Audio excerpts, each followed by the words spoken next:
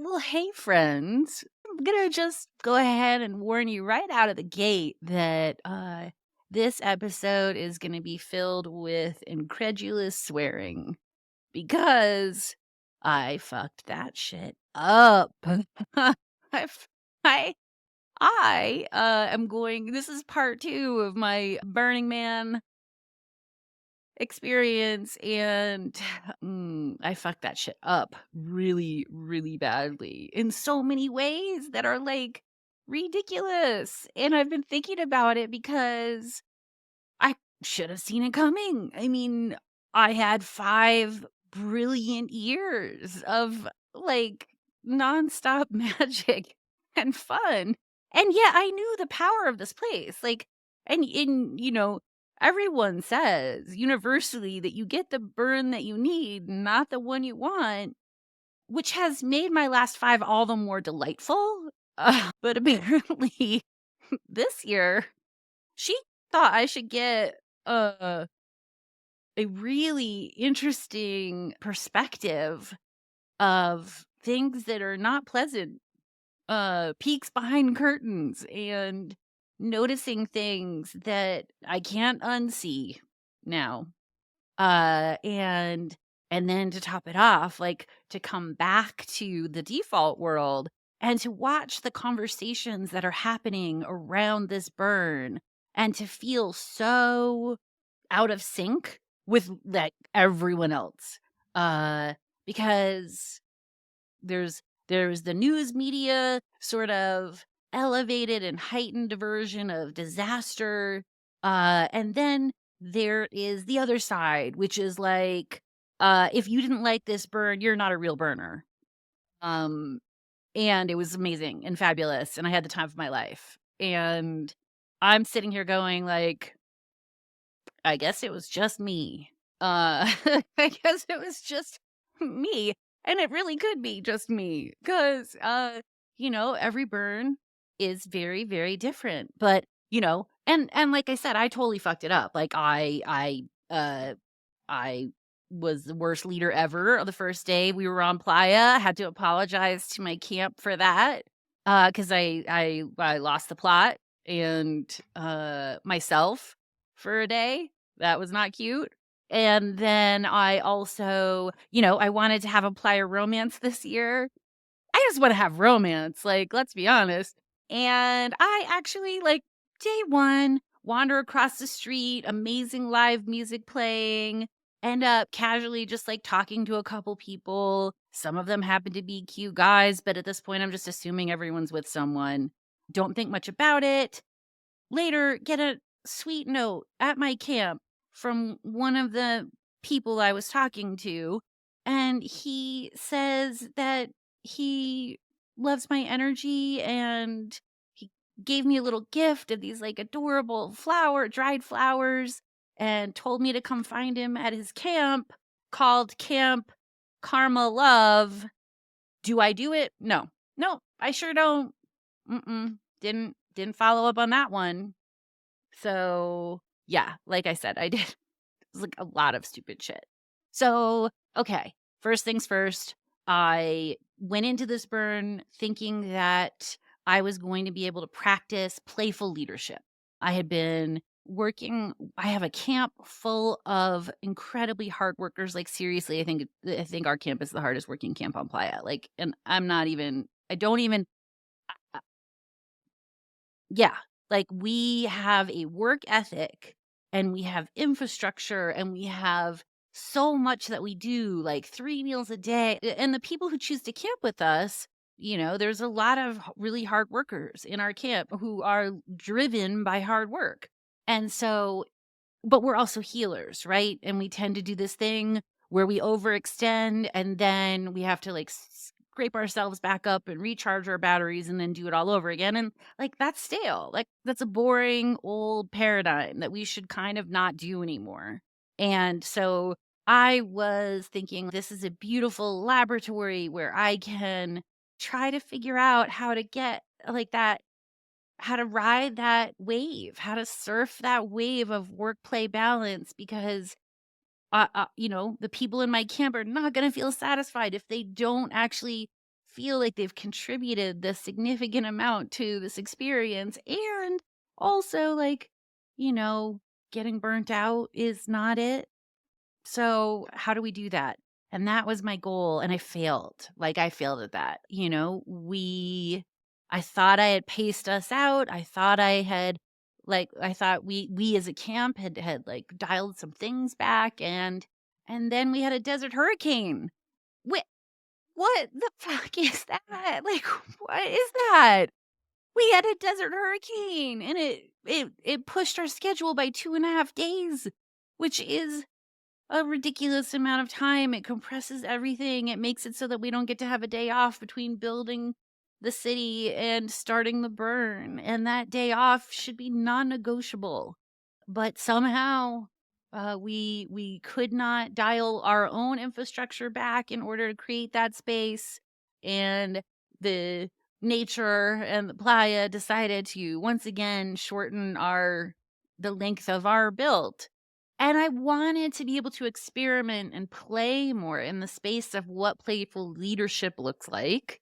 And I wasn't able to do that.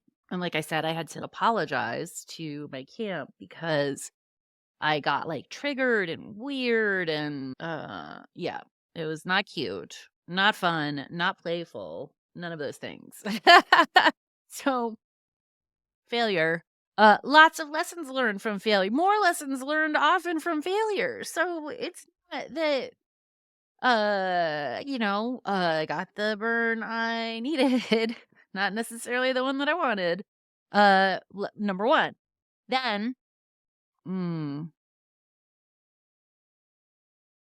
then I found myself having to come to grips with the fact that my name is Newbie because I love new things. And I was like, oh my God, this city is a choose your own adventure. And you can do it new every year. And like, how do people become jaded? Because this is the most magical city on the planet. And then this year, I shit you not, I was the jaded burner. My brain was saying, like, the most jacked things. I'm heading out to Deep Playa to look at art, which is one of my favorite things, and I'm looking out at all of this art, and nothing is calling me, which is, like, it doesn't make any sense. And then this is an example of, like, where I totally fucked it up, did it wrong, whatever. This is where my brain was at. But I drive up to, and I'm sure you've seen it. It's a giant, like, butterfly, dragonfly with lights under the wings, and it's flapping and music's playing and you can hang out underneath it. And I shit you not, when I saw it, I was like, "Oh, another blinky light thing that you can lay under." What? Like, what? And, uh and it was the same thing in the city. I'm not gonna say too many details about this, camp in particular, but right at the beginning of the week, I saw this camp on Esplanade that was new, and it had crazy infrastructure that I was like, "Oh my god, that is so much money. Whoa, look at how much you can just tell how much is invested in this thing." And so, of course, I'm like, "You've got to go check this out." And so we go to it and we walk inside, and it is the most soulless, dead, confusing, why kind of space. I think there was like 6 of us, and all of us kind of walked through and then faced each other and we're like, "Yeah, we're good here. Let's go." That sent me on this, like, path of thinking about how much money and resources went into that, and it doesn't feel right. It doesn't feel right. It doesn't, like, it's like, "What are we doing?" That was my vibe. I was like, "What are we doing?" And so then from that point on, I feel like I couldn't lose that filter. And so I ended up going around the city with that, like, what are we doing? What are we actually doing filter? And, uh, well, I don't recommend that one. I do I don't recommend that one. Uh, if I could give you any advice, it would be don't wander around the city that you love with the "what are we actually doing" filter on because it's not fun. There are pockets of amazing, right? Like, there's such a difference between these little, like, mom and pop camps that are growing organically from people who got so inspired by the city that they want to contribute. And those spots are just little oases of delicious goodness. And I ran into some of those for sure, but they were outweighed by what felt like overproduced, s soulless, branded things, and, oh god, it was so well, I didn't recover. I did not recover from that. I did not recover from that. And that's not to say that I didn't have magical moments and amazing fun. I did. And I've been really conflicted about it because I mean, if you know me, I've loved this thing so much that I suffered weeks of longing after I left it last year. I owe everything to Burning Man. And I also can't unsee what I saw. And I can't know the playa and not know how much damage was done because of the rain and because of the moop. But that being said, it's a portal. It's a magical portal. And, I'm beginning to think of it like a psychedelic journey where it's not just about the journey. It's not about just going. It's how do you integrate it? How do you integrate it back into the world that you actually live in? And so I'm coming to this idea and I'm this would be really great if then this would be really great if this is what's happened. But my life this whole past year, and I think I've even said it on a couple podcasts, has felt like I'm living in a burn. It's made me think about the idea of enough. And, you know, our culture does not teach us how to understand what our enough is. And without understanding what your enough is, you're never gonna get there. You're never gonna be like, there's right, and maybe that's the point. Maybe that's the point, that capitalism doesn't want you to understand what enough is because then you lose your drive or your productivity or your worker Venus. I don't know. But what I do know is that if we had billionaires who understood what their enough is, we wouldn't have billionaires, right? Like you you can't possibly think about what enough might be for you and think that more than $1 billion uh is $1 billion, like you can't spend that much money. It's not just for Bill, it's for me. I need to understand what my enough is. Was it greedy for me to go back to Burning Man again? You know what? Maybe. Like maybe it was. What possibly more could I have wanted to get? Apply a romance. And I got that this year, which I'll be sharing about that later. But I was thinking about the amount of time and treasure that is spent on this one event. It is astronomical on an individual level and then on on a larger scale. You know, the the burn was created in a time where we didn't understand and we didn't embody what it is that we now know. And it's really hard to look at the world and what is happening in the world and not feel like the burn is turning into a Hotel California at this point. And the things about it that are important that we need. It's freed so many people, and we can't lose that. And it's really clear that after these last 2 years, like, I don't know, that's the thing. There's never been an easy burn. So the whole freaking, uh the whole thing that is out right now that is like, if you didn't like this burn, if you didn't love this burn, then you're not a true burner, and this is great because it's gonna weed out, and the true burners are the ones who are gonna be going next year or what? What? What are you talking about? It's weird. It's a weird mentality. I guess we could just keep on keeping on, but we're responsible for creating the world that we want to live in. And it means creating that world, not just creating a week, but creating a world.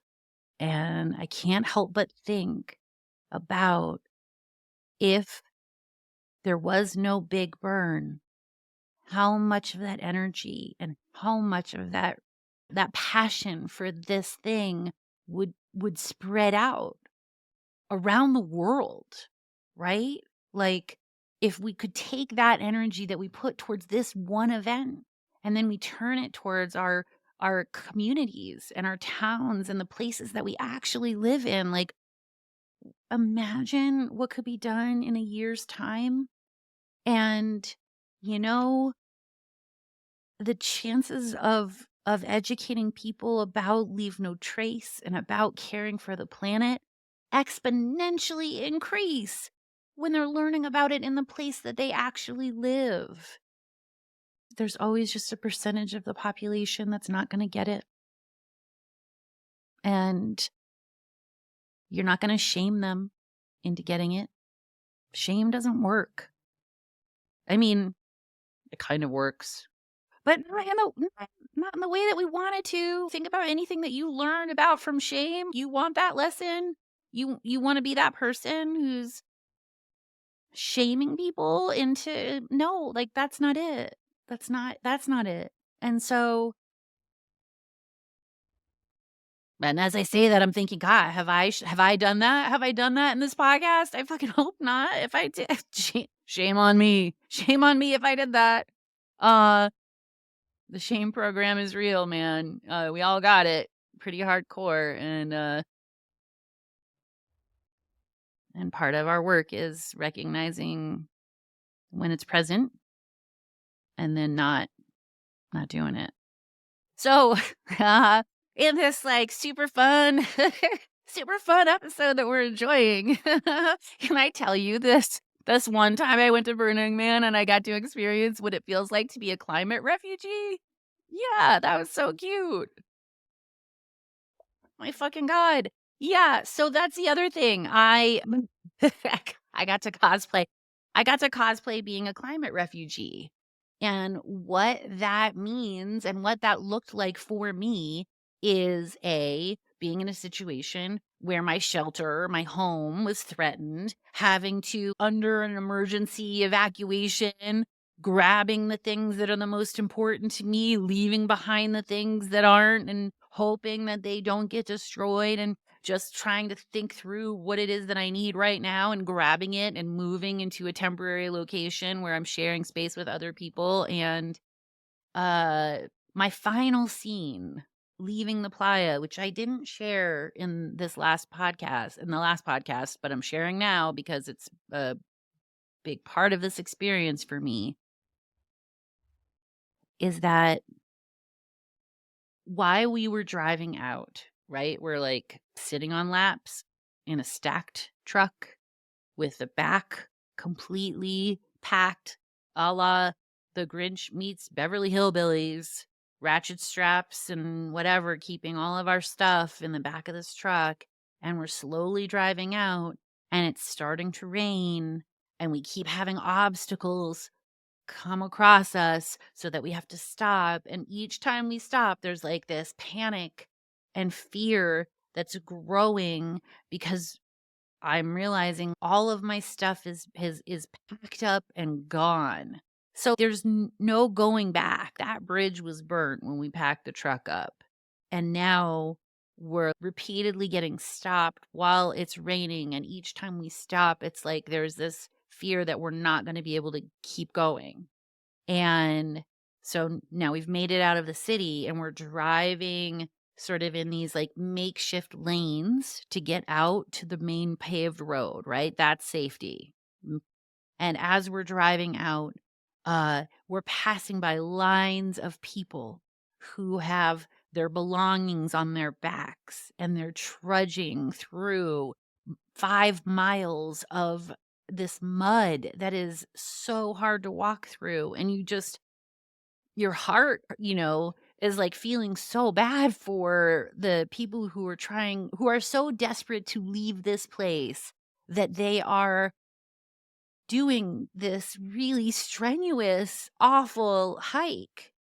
You know, that's the other thing. When you like are talking about the people who left early, you're talking about people who chose to leave, whether because they needed to get home for other things or they were just so done that they had to leave. Either way, can you just have a little sympathy for the people who left? Leaving this event was not easy unless you stayed until the very end. And then from all accounts, it sounded like it was a dream. So lovely, amazing. I love that journey for you. I love that journey for you. These people who walked out of the city had a terrible fucking time. And so we're driving next to them. It's raining on them. They're walking so slowly. They're exhausted. And one of them like kind of waves to us. And so the driver rolls down the window and he's like, "Hey man, like any chance I can just hop on the back of your truck?" And of course, the driver's like, "Yeah, yeah, of course. Yeah, be careful. It's your choice. Like, this is a dangerous thing to do, but if you wanna try it out, go for it." And so we like slow down and he walks around the back of the truck. I can't see what's happening behind us, but I can see out the sides. And all of a sudden, people see this guy getting on the back of our truck and we start getting swarmed. We start getting swarmed by people who are desperate to jump on our truck. And all of a sudden you're like, "Oh no, this is not good." And so the driver speeds up and pulls away before people can actually get on the back of this truck. And I got to tell you, the feeling that I had, I I I felt so bad that we couldn't take people with us. Oh my god, imagine if this were a true climate disaster and people's lives are at stake. Or imagine that it's war and you're having to live with the fact that you're getting away and you cannot help these people.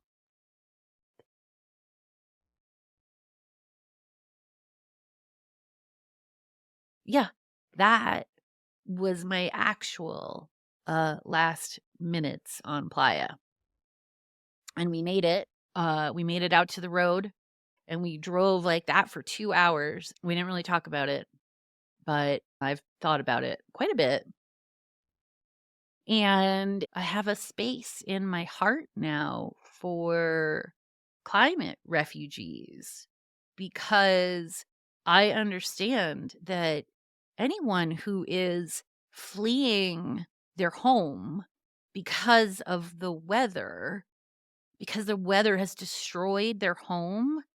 This is a terrible, awful, horrible way to be. And I knew that I had a safe home to go to. But I can't even imagine how I would have felt if I didn't know that I had a shelter to go to.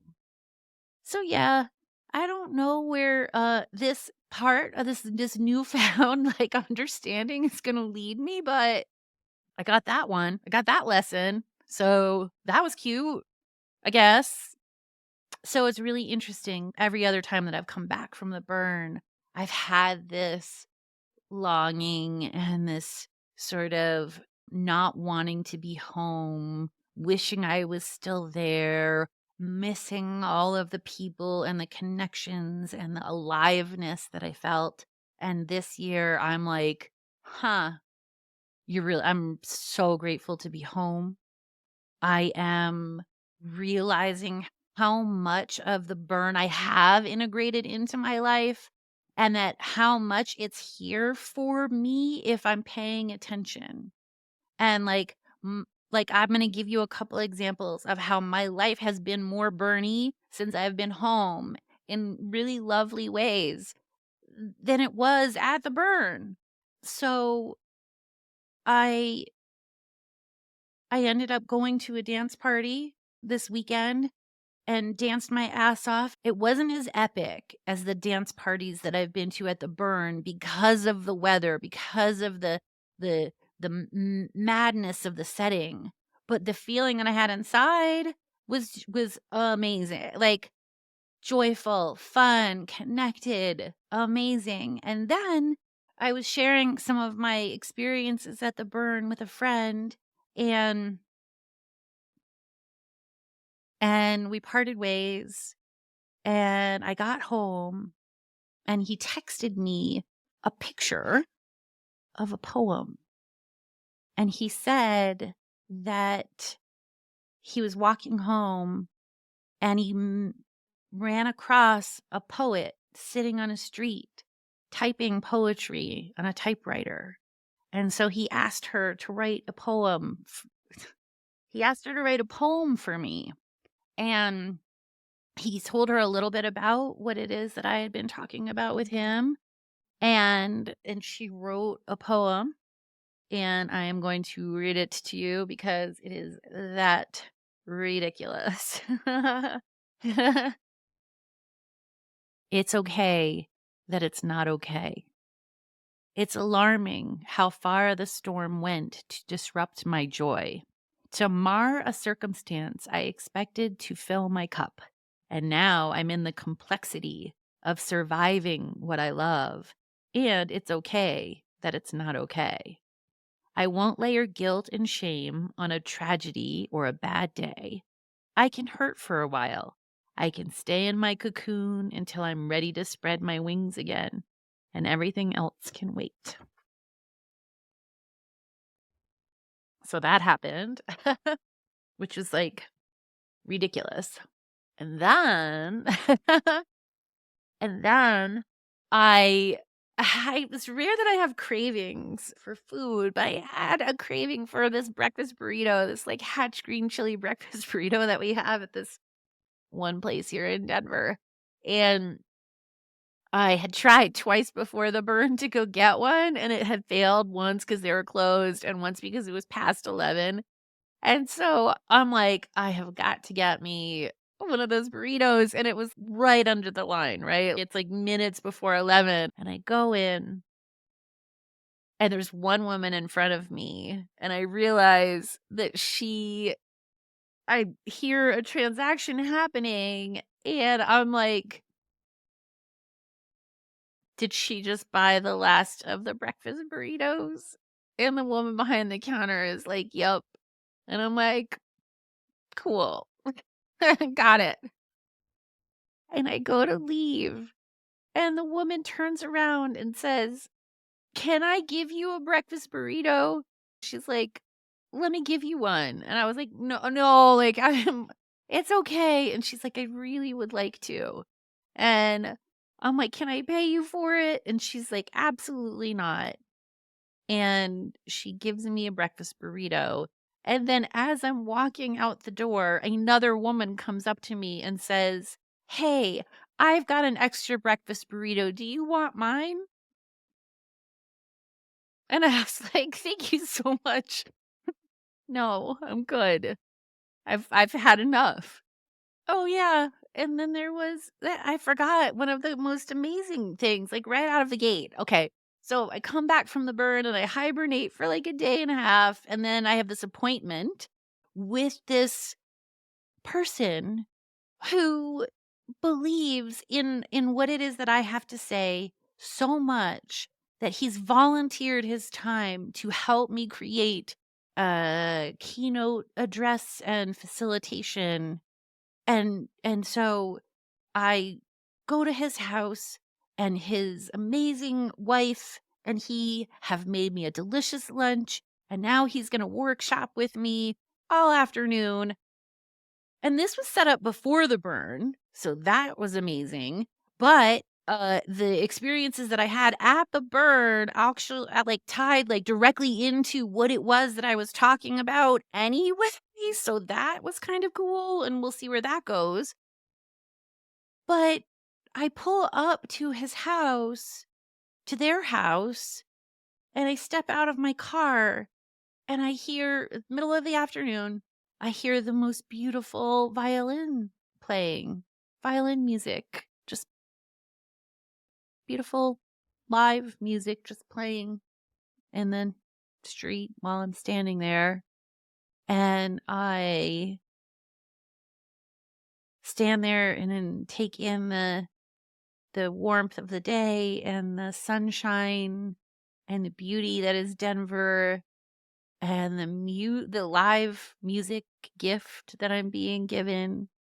And I was as feeling that playa magic. I was feeling that strong like surge of gratitude for playa magic, only I was at home.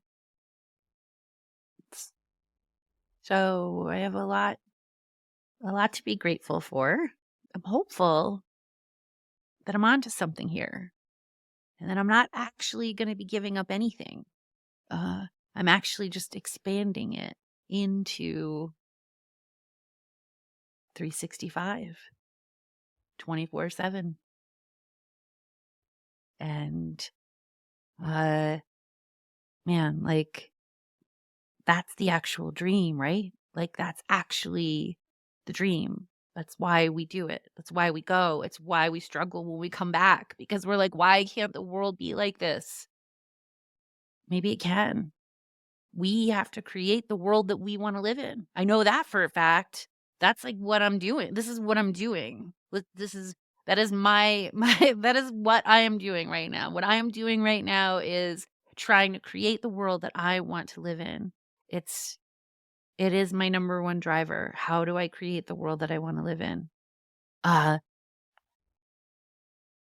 I don't like something big is right around the corner. I feel like something big is right around the corner. And I feel like it's big for me, but it also could just be like something big in general.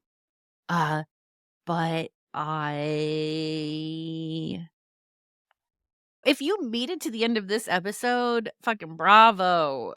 If you're still here, you made it to the end. I feel like probably felt like like making it to the end of this burn. You deserve a pat on the back. And hopefully you're feeling lighter and happier for having made it to the end. uh, wish me luck this weekend. Bye.